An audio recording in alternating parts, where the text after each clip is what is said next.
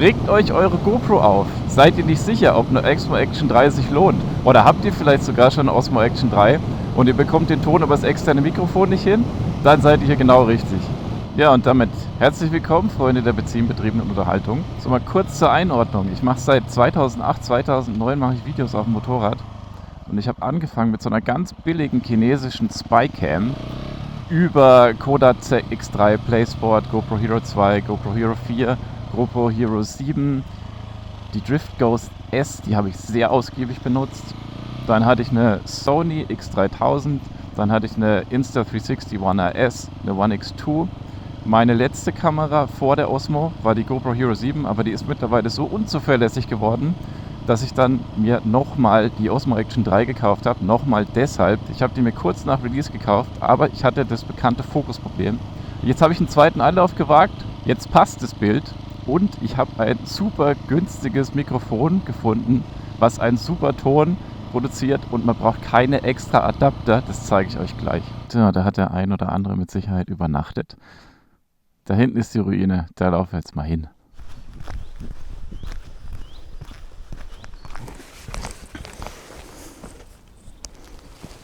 Da sind wir bei der Burg Homburg und ich werde euch jetzt mal ein bisschen was über die Kamera erzählen. Also, die ist jetzt aktuell so an meinem Helm befestigt, über diese Magnethalterung. Und das Mikrofon, was ich habe, das ist direkt per USB-C und geht hier an die Seite in die Kamera und fertig.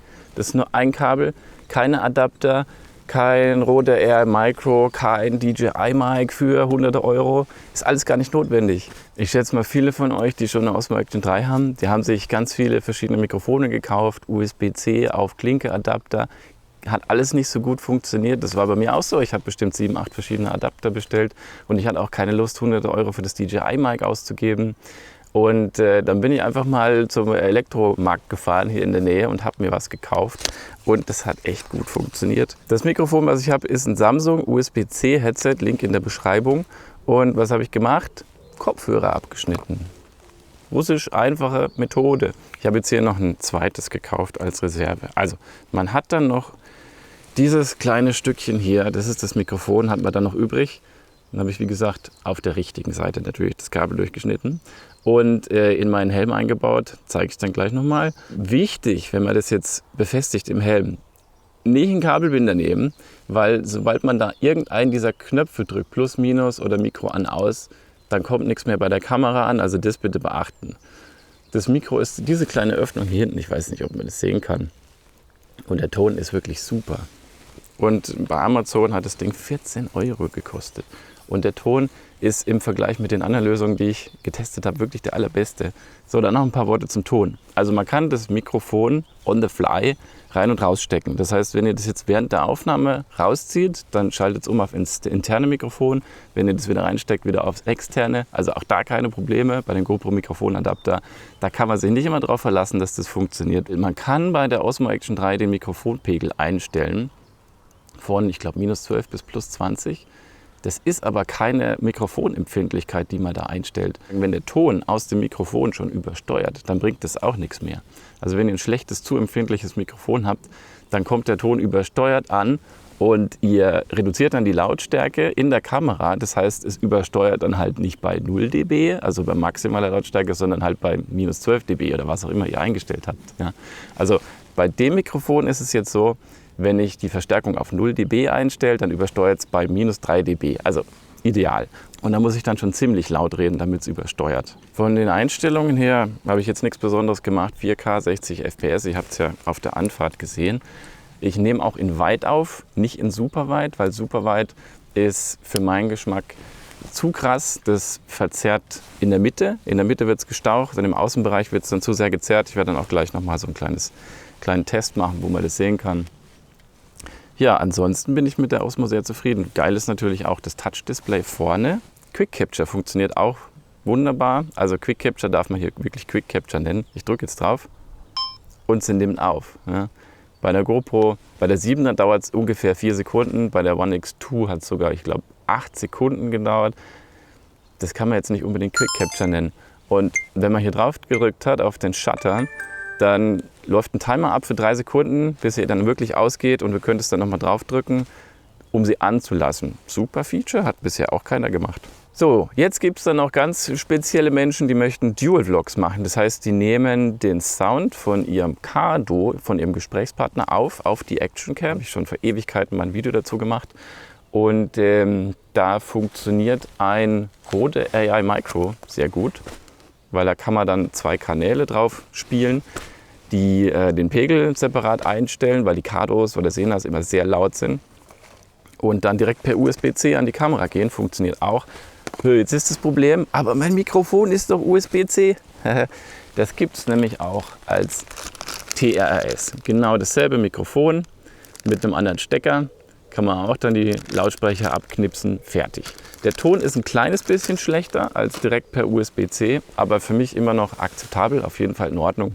Ein wichtiger Hinweis noch, wenn ihr das Rode verwendet, verwendet das Original USB-C-Kabel. Ich habe nämlich so ein kurzes, gewinkeltes gekauft, 15 cm für DJI Mavic oder so. Und da war der Ton deutlich schlechter. Also hätte ich nicht gedacht, aber das USB-C-Kabel hat tatsächlich einen Einfluss auf die Tonqualität bei der Kamera. Was da für Vögel unterwegs sind hier. Da vorne haben gerade schon die Turmfalken gepoppt. Ja, an der Stelle auch noch einen schönen Gruß an den Röhnschrat. Der ist ja auch so ein alter Tüftler, der hat es mit dem Rode AI Micro ausgetüftelt, der hat es gefunden. Ich habe das Samsung-Headset da zufällig gefunden. Der macht auch nochmal ein sehr detailliertes Video. Ich glaube, 4 Videos will er machen zu Osmo Action 3, zu Bild, Ton und keine Ahnung, alles Mögliche. Kanalempfehlung, wenn ihr da noch tiefere Einsicht haben wollt als bei mir. Und an der Stelle auch noch einen schönen Gruß an den Andreas Dück in die Schweiz. Der ist nämlich auch so ein Tüftler.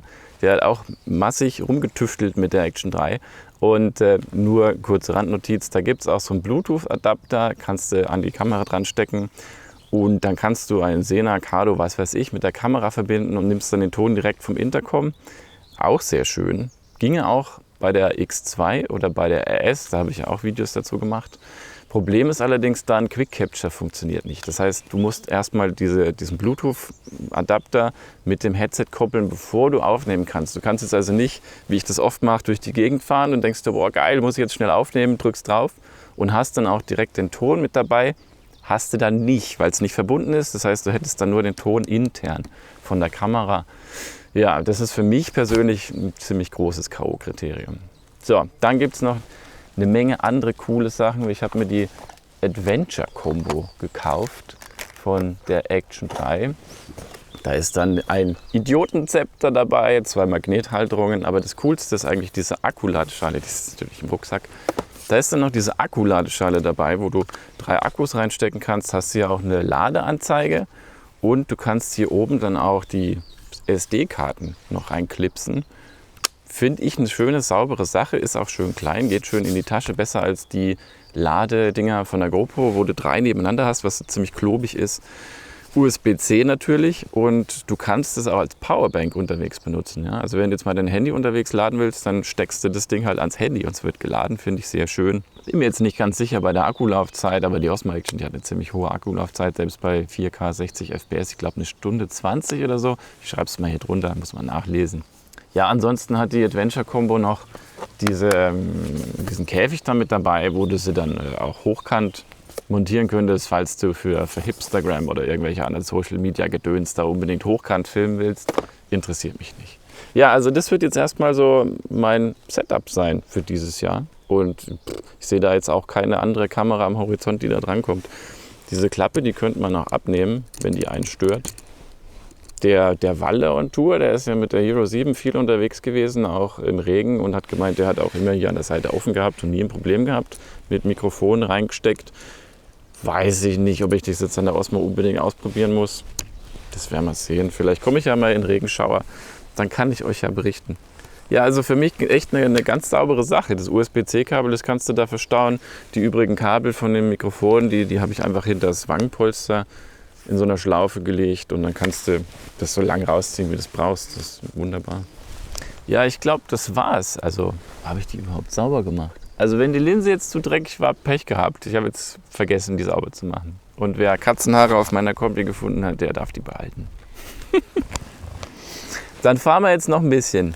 Einen ganz wichtigen Aspekt habe ich noch vergessen. Und zwar, ich habe ja die GoPro 7 deswegen jetzt ins Regal gestellt, weil die so unzuverlässig geworden ist. Ja? Das heißt, du nimmst auf und dann will sie nicht. Oder du drückst drauf und du denkst, sie nimmt auf und sie nimmt nichts auf. Oder es ist kein Ton drauf. Oder es ist kein Bild, aber du hast Ton. Das hat mich einfach unglaublich genervt. Du fährst raus, nimmst dir die Zeit, die sowieso spärlich ist als Familienvater. Und dann kommst nach Hause und stellst fest, nichts gewesen. Die Osmo, die nimmt halt einfach auf. Die funktioniert. Ich habe jetzt schon 50 Videos gemacht. 0 Probleme. Ton immer drauf. Perfekt. Falls das bei dem Video bisher nicht rausgekommen ist, die Kamera wurde mir nicht zugeschickt. Das Video ist nicht gesponsert. Ich habe mir die selber gekauft. Zum Zeitpunkt der Erstellung dieses Videos hat die Adventure Combo 460 € gekostet. Und die Standard-Kombo 300 €. Also da hast du dann nicht diese Ladeschale mit dabei, dieses Ladecase und auch kein Idiotenzepter. Fehlen ein paar Sachen. Also sage ich mal, für die jetzt wirklich nur die Kamera wollen, da reicht es natürlich aus. Ich habe mir jetzt dann auch noch eine zweite bestellt, weil die gefällt mir so gut. Will ich dann noch eine als Facecam, als B-Cam. Meine erste war, glaube ich, Produktionsdatum Oktober 22 oder Oktober 23 und die war, wie gesagt, unscharf. Die neue, die ich jetzt in der Adventure Combo bekommen habe, die ist Produktionsdatum 3/23 und die ist meiner Meinung nach völlig in Ordnung gewesen. Also ihr werdet es ja gesehen haben, wie die Schärfe ist, wo ich gerade das kurze Stück gefilmt habe, wo ich von der Burg wieder zurückgelaufen bin zum Motorrad. Also die Inhalte, die ich jetzt besprochen habe, das richtet sich eher so an den Normalbenutzer. Also mich interessieren gar nicht die ganzen Einstellungen mit ISO und mit Verschlusszeit und D-Cine-like, Farbprofil, 10-Bit, ist mir sowas von egal. Ich will einfach nur die Kamera einmal einstellen, fertig, draufdrücken, nimmt auf, wunderbar. Dann will ich nach Hause kommen und es soll alles passen. Und ich habe dann keine Lust, noch eine halbe Stunde Color Grading zu machen. Ist mir alles zu dumm. Ja? Das können Leute machen, denen das Spaß macht. Mir macht es keinen Spaß. Das ist für mich nur unnötige Arbeit. Ich bin mir nicht sicher, ob es für die Cam auch eine Fernbedienung gibt. Könnte man natürlich hier irgendwo einen Lenker dran machen und dann die Aufnahme so während der Fahrt starten. Da müsste man jetzt hier nicht drücken, aber das ist so easy. Einfach mit dem Finger auf den Auslöser, zack. Wie gesagt, diese Kamera ist jetzt meine Kamera für dieses Jahr 2023. Wahrscheinlich dann auch eine zweite hier unten. Und ich werde so meine Eindrücke regelmäßig schildern dieses Jahr. Ich werde wahrscheinlich eine Deutschland-Tour machen. Ich werde mich mit dem Rhönschrad mal wieder öfter treffen, mal ein bisschen Tagestour machen. Dann könnt ihr natürlich dann sehen, wie so meine alltäglichen Erfahrungen mit der Kamera sind. Aber bisher wirklich sehr positiv. Für mich im Moment die beste Actioncam für mein Anwendungsgebiet. So, jetzt fahren wir 100. Der Ton könnte wahrscheinlich noch ein bisschen besser sein, wenn ich an das Mikrofon so eine Deadcat, so einen Windschutz dran kriegen könnte. Das habe ich mal ausprobiert, aber ich habe vorne im Helm nicht so viel Platz. Und dann kitzelt dieses Ding ständig an meinem Kinn, an meinem Mund rum. Das geht mir auf den Keks. Also da mache ich jetzt auch einen kleinen Kompromiss, was die Tonqualität betrifft. Das könnte man wahrscheinlich sogar noch besser hinbekommen. Aber im Moment funktioniert es und ich will auch ehrlich gesagt auch gar nicht so viel Zeit damit verschwenden, herumzutüfteln, bis es dann endlich mal funktioniert, so wie ich das haben möchte. Ich will lieber fahren und Videos machen. Die Zeit ist viel zu schade. Ja, ich hoffe, das Video hat euch ein bisschen was gebracht. Ich habe versucht, möglichst viele für mich wichtige Aspekte abzudecken, bei denen ich mir vorstellen könnte, dass es für andere auch interessant ist. Ja, und dann sage ich mal, vielen Dank fürs Zuschauen und wir sehen uns beim nächsten Mal. Ciao!